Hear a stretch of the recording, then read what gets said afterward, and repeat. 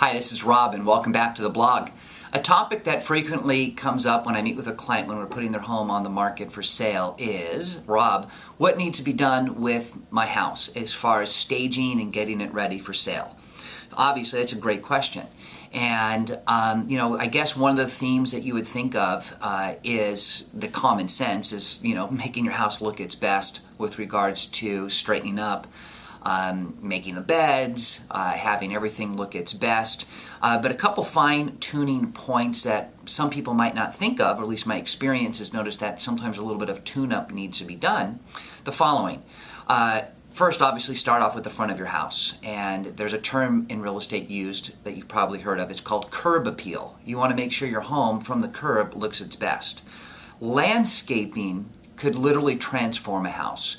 So if your landscaping is in need of a little bit of help, i.e. if there are a little bit of dead grass patches, if some stuff is overgrown or needs to be planted to add a little color, that's where I think either expert advice from a landscape person or your gardener.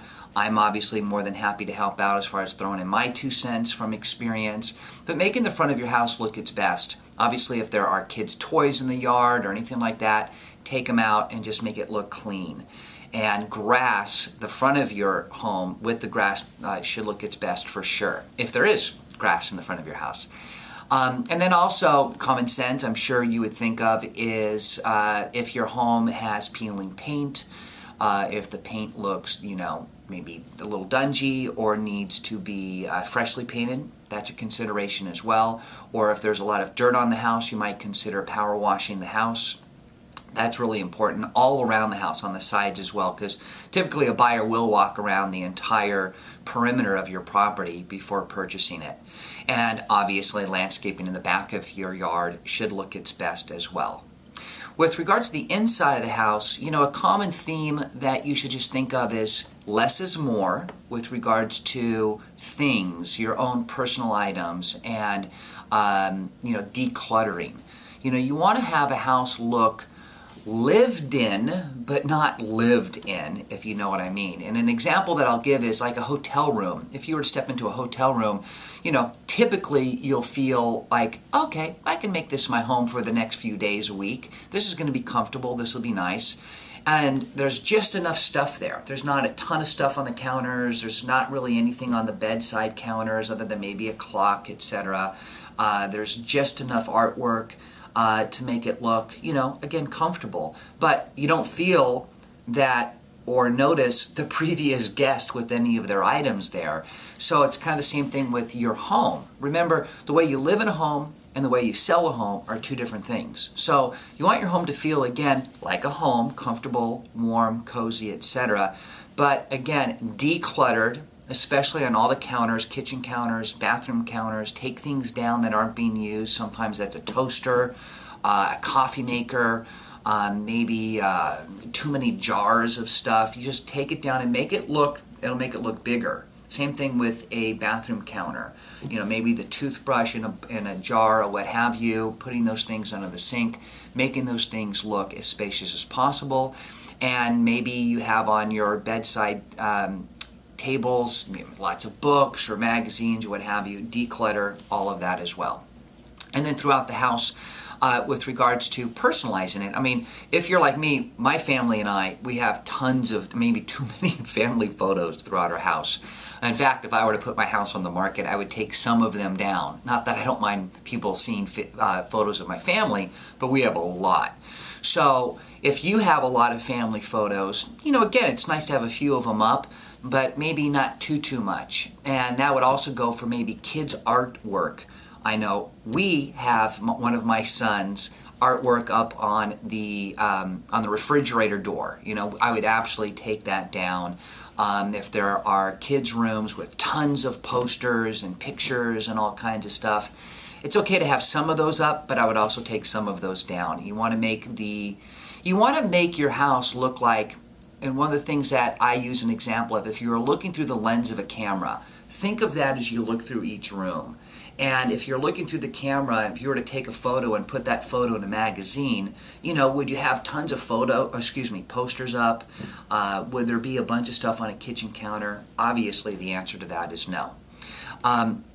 If you have a pool, make sure that when the house is being shown that the pool cover is off or down. I mean, as I'm sure you know, sometimes those pool covers can look pretty dirty, and it's always important to open that up and make, obviously your pool look as attractive as possible.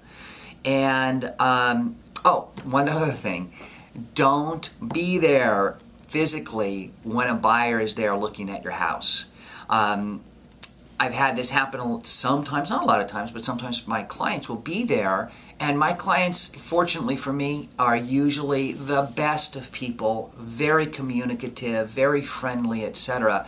But you know what? Here's the bottom line. With the seller who owns the home, when they're there in the house, when the buyer is looking at your home, you are giving off that energy, and the buyer subconsciously knows this is your house, and they feel not like necessarily an intruder, but they definitely feel like they're a guest, and there's a bit of tiptoeing around the owner and not getting that emotional connection to the house. And I know from being a realtor, I know in the psychology of selling, you want the buyer to emotionally connect to your home, and that can truly, in my opinion, strong opinion, be done if you're not in the house. And so that's really, really important.